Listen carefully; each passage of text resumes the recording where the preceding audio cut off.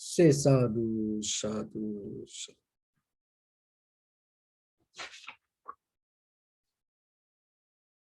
So, dear Dharma practitioners, I think you are enough matured to understand the very nature of this human life. And it is not about this pandemic situation that we go through, even your whole life, that the things that you already experience show you what is the very nature of life. You no need to read any books, or you no need to listen to any Dhamma talks to understand the real life, because what you experience is the real life, and what you see is the real life. There is nothing beyond that life. And if you come back after 100 years, 1,000 years, even eons by eons, when you come back, the same kind of nature you will experience in different ways. It may come in a different event, but the same nature. So we have seen many people died with this disease. And before that, we have seen the tsunami came, earthquake happens, and terrorist attacks, shooting happens, accidents happens, plane crash happened, plane disappeared. You have seen many, many events. And you have to understand, this keep happening all the time. This never going to change. So when you come back after 1,000 years, these things will keep happening. But the thing is, why we cannot see this reality like this way? Because you already have seen it in your samsaric journey. In your previous lives, you already have seen that. But still, you didn't recognize this is the very nature of life. You start to, whatever you see, out of that experience, you build up another desire on it, rather than getting the lesson and recognizing the nature. Look at the Prince Siddhartha. And he saw a sick person, old person, and dead person. And he understood the very nature of life. And then he started to look how I can get out of this, how I can stop this. So you already have seen these things more than him, because he, after 29 years, he just saw one day. But look at you. You have seen this all your life. But still, our mind somewhere else. Why this happened to us like this way? Why we cannot see it? The very reason is, remember this very carefully. When your mind interferes with the desire, you cannot see. So as example, when you are in love with something or somebody, you cannot see the reality.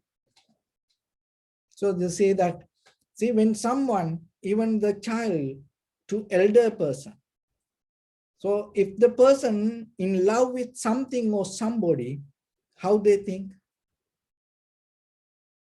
how they talk, they think this is forever. And they think, oh, this happened even in the past. Oh, this is going to happen even in the future. Oh, this forever going to be like this.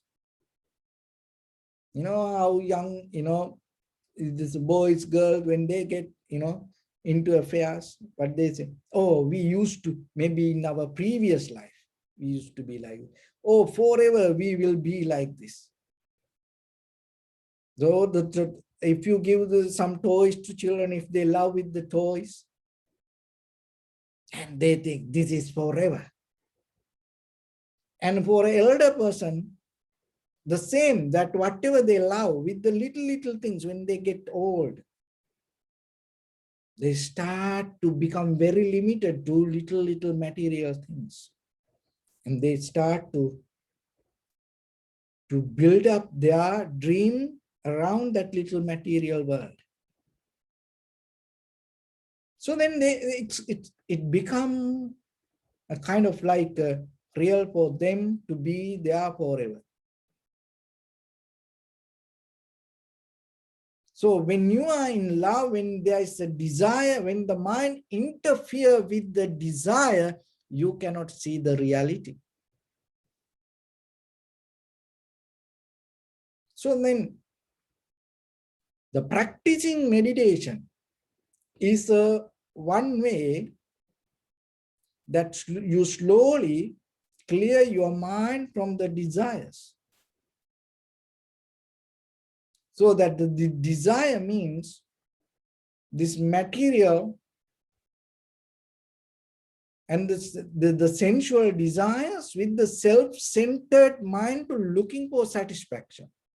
So then what in the very first level, you cannot just cut it down. In the very first level, you have to put a higher purpose on it. There is a way that you have to develop the mind, because the mind itself came out of the desires. So then how by mind you cannot destroy it. So then you have to go step by step. In the beginning, you have to develop all the profitable skills, and you have to put a higher purpose in it. You have to put a higher desire on it. And then step by step, you have to develop.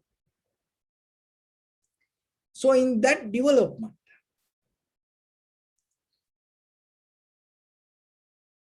that the meditation is one of the most powerful method that you can become clear yourself. So when it comes to meditation, that there are two ways this our body and mind happen. So when it comes to awareness, so the method of awareness happen in your mind. And there is a method of prana, method of energy happening in your body. So see, even that without your awareness, the body can happen. So the body, there is a way that the body keep happening. So anapanasati, you're contemplating inhalation, exhalation is kind of like you bring these two together. Method of awareness and method of prana. The method of the mind and method of body, you bring together. You need to come to one point. If your method of awareness goes somewhere else, if the method of prana or the method of physical body goes somewhere else, you cannot do this. So in the very first level, that you have to come together, body and mind. That is the method that we practice, which we call the samatha, tranquility meditation. You tranquilize your body and mind together. Once these two things come together and it become one, and when it become one, that you recognizing the experiencer and the experience, both one. So we think in the most way, we think it is two things. There is somebody and there is something. And that's why we develop this all the self-centered mind. And that's why we like to control things rather than understanding, rather than seeing. This all happening in your mind is the result of itself the mind. So if you try to control that, who control what? So then just be with me. When you want to control something, the controller should be stronger than whatever the object. So if the controller is the subject, it should be stronger than the object to control it. Otherwise, you cannot control. So then, if you want to control the perception, or if you want to control the life, if you want to control the world or the somebody, you have to be stronger than other person or other thing.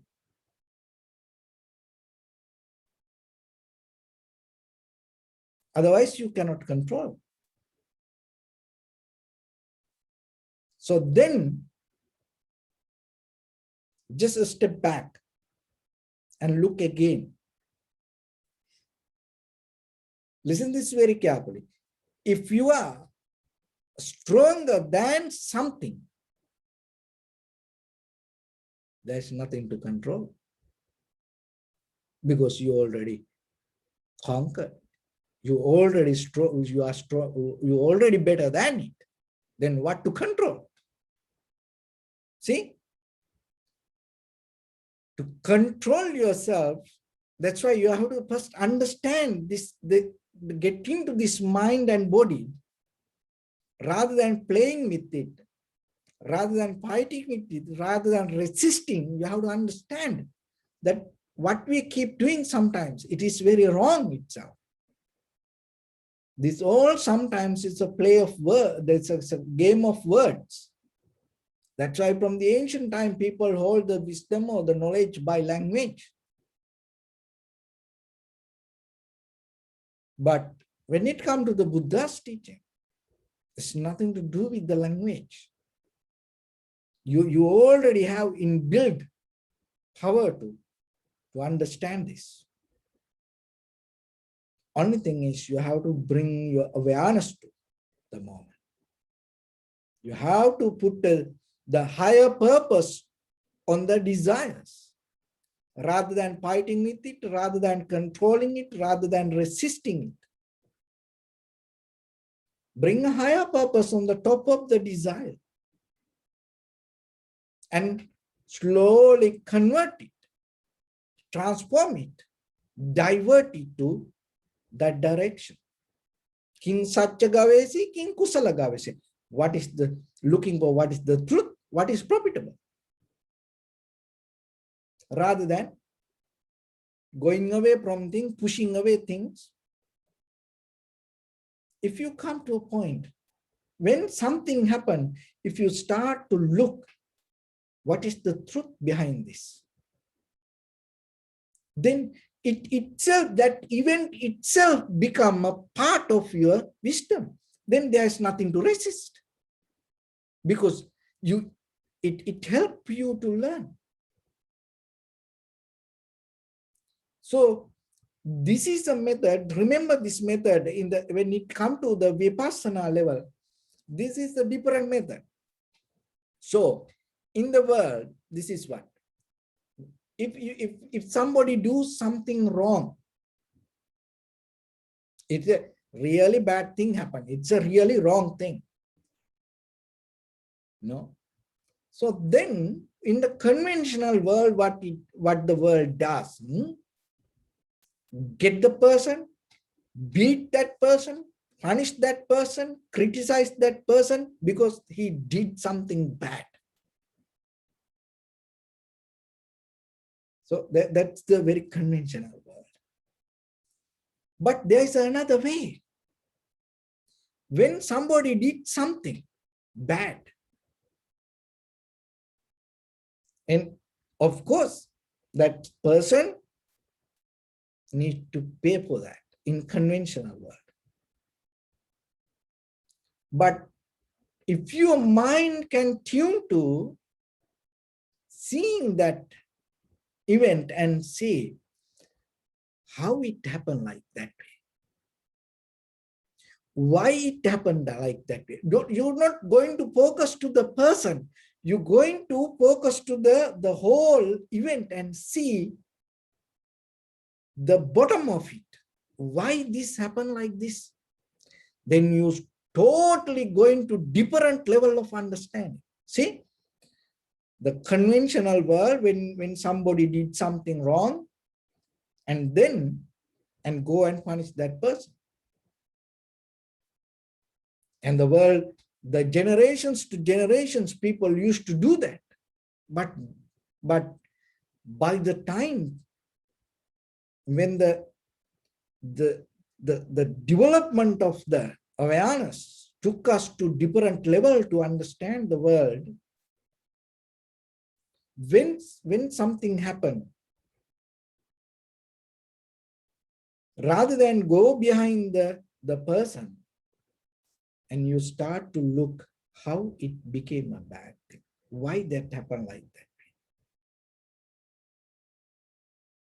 So the world learn like that, and world use it to become better in the world every day. We use that method. So then you have to remember yourself also use that method to develop your profitable skill and come closer to the truth.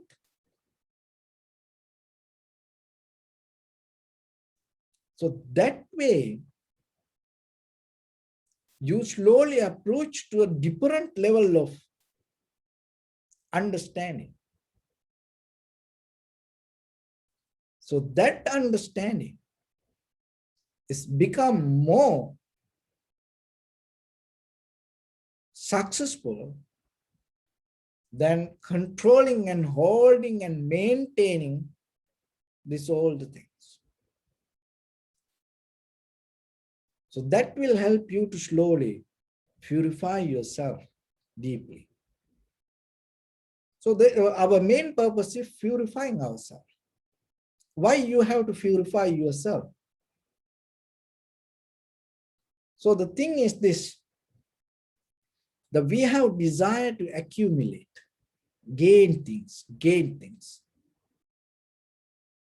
And now that with your bodily, verbally, mentally action, whatever you create, and out of that creation, you gaining things to you. And visibly, invisibly, it is happening. Another way it is, we can call the word karma. So then we deeply repeating this inside us.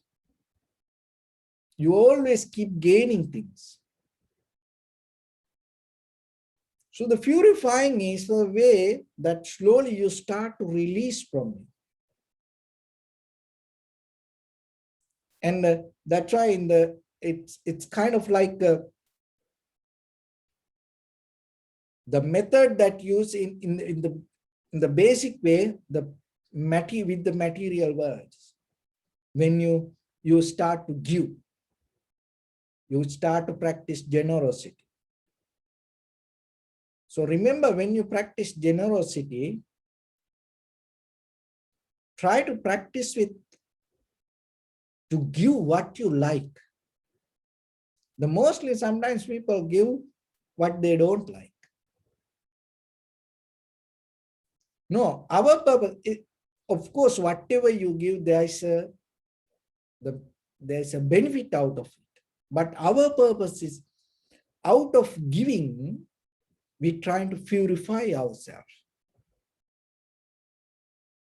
We're not trying to kind of like clean up ourselves and keep all the valuable things and put that all the unvaluable things out.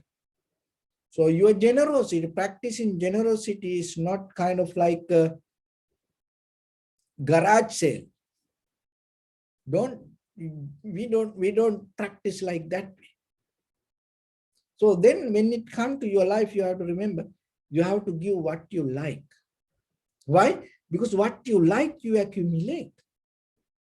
So you start to practice from that in a material world. And then At the same time, with your bodily, verbally, mentally actions, you're trying to develop some profitable skills. You start to do what is good for you and what is good for others. So that way, that whatever the environment you live in, become more comfortable for each and everyone. So otherwise, it is not you completely forgetting yourself and totally sacrifice everything to others. No. Then it can take you to suffering.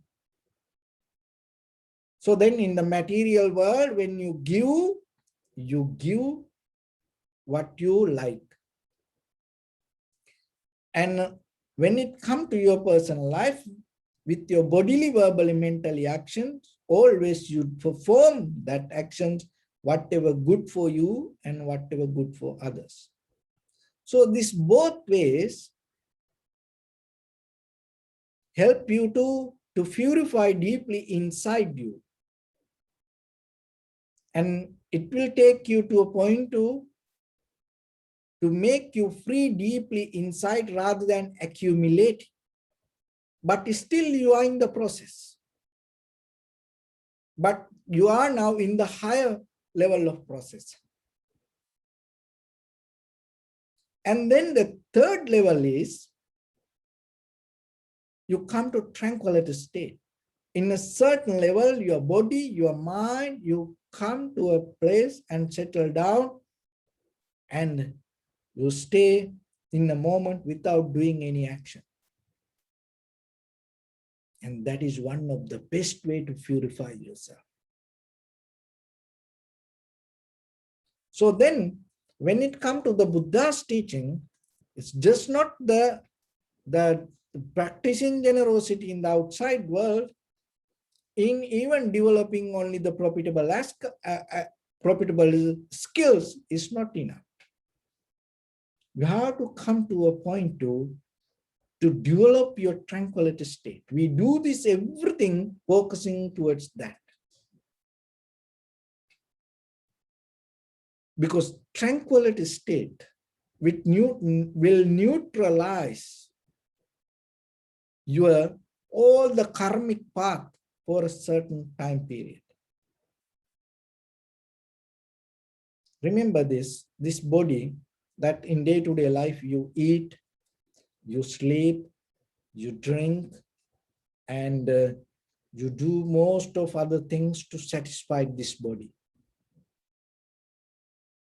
And you work so hard and you do all the things to bring the comfort to your body in a conventional life. That is what the happiness. You look for the physical comfort. And look at even the science, technology, machines, this all the algorithm and everything. Build up this or everything to bring the comfort to our life. And that is what we name as success. In a certain way, of course. We're not going to argue with that. But there is something. Even though you give this everything to your body, just imagine you give the best food, best comfort, best water and the drink and everything, and the best people around us, everything best. Like end society. You go for all the best around you. There's nothing beyond to achieve. But still, your body doesn't care about it. The body is need the breathing. So then come to a point. Drop that everything, all this material accumulation outside. Just let your body to settle down with the breathing. You will say, that is the moment your body going to be completely 100% satisfied. Your body can be more comfortable with the inhalation exhalations than any other thing in this material world. Just imagine you lying down in the best comfortable bed on this earth, but still, how about little bit if you cannot inhale or exhale, what will happen? You are living in the most expensive house or the mansion, the dream house in this world. But how about little bit, you cannot breathe, what will happen to you? You will jump out of that bed or the mansion and you go looking for breathing. So then it is available for you. Look, it is free. It is there. But are you enjoying it? Are you allow your body to have that moment?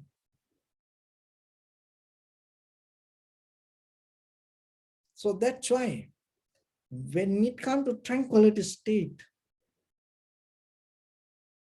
the deeper, the bottom level of satisfaction you can touch in that very moment. The method of awareness, the method of the prana or the energy or this physical body harmonize, and in that very moment, what you feel not going to be equal to this, all the material things, even you accumulated to one place and blend and you bring it as a cup of sauce, it's not going to be equal to that body and mind harmony. So then just experience that little bit. Because once when you experience that, in that very moment, you stop all the karma, the patterns, the methods, habits, everything, whatever keep happening behind you, you stop for a moment. So otherwise you are in that current always. So come to that stop. In that very moment, you will experience kind of like you are nobody. There was a Sufi master, and in a small kingdom, and each and everybody knows each other. So this Sufi master went to this kingdom, and there was a festival. So he was a newcomer for this kingdom, and everybody looked at him. And somebody went to this Sufi master and asked, "Are you a minister?" "No, I am more than that." "Oh." Then somebody came later and asked, "I never saw you. Are you an advisor for our king?" "No, I am more than that." Then somebody came and asked, "We never saw you. If you are not the minister, if you are not the advisor, are you a prince?" "No, I am more than that." So then again somebody came and asked, "Are you a king from another kingdom?" "No, I am more than that." And then the king came and asked, "If you are not a minister, if you are not from this village, even the ordinary person, if you are not an advisor, you are not a prince, if you are not a king," and the king got so mad and asked, "Are you the god?" The Sufi master told, "No, I am more than that." So then the king got a little bit more mad and told, beyond the God, there is no one." Then the Sufi master told, That is I am. So it's like that. Our name, our form, our identity, this everything we hold in this conventional life, and it is relative. So with that, this comparison, we keep going, keep going, keep going. But when it comes to tranquility state, you find something totally different than what you experience in this conventional world with our mind. You need that. So once you reach to that conventional satisfaction with the tranquility state, not with achieving and gaining something. Once you reach to that tranquility state, in that very moment you will recognize the experience itself, the shadow of experience.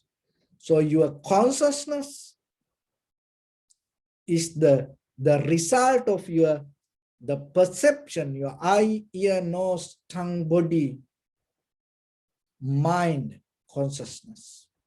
So your eye, ear, nose, tongue, body, mind happening out of the perception. Because this eye is not just the physical eye. When the light or the pictures, the colors come to this eye, that is where when the process happening, that is where you experience this eye. That is what brings your eye consciousness. So then if this outside things not here, your eye not going to happen like that way.